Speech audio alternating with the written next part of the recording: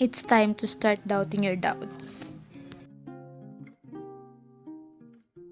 Think I'd be fine with living right here.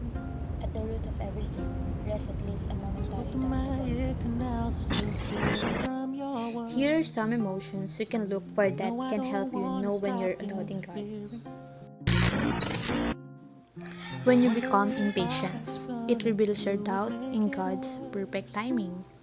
God has planned for your life, but He never is going to be in a hurry. That's easy to forget when you want things to happen on your own timetable.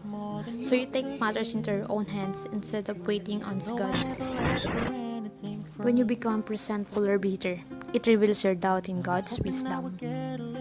God is wise and good and loving. But when things don't turn out like you plan or want, you think He messed up somehow, and you don't believe He can bring good out of bad.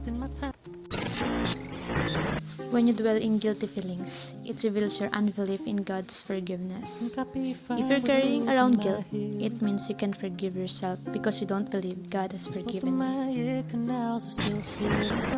When you feel inadequate, it reveals your doubt in God's power. God has said His power shows up best in your weakness. But when you don't believe that, it shows you think power should come only from yourselves. If you think that, you're always going to be disappointed. Do you want to turn around those feelings of fear, impatience, resentment, guilt, and inadequacy?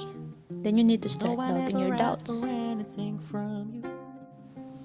If you believe in God's word, you can trust what it says about God and the way He feels about you and take care of you. You can trust that God gives His promises, has a perfect timings, wise, forgives you, and works powerfully through you.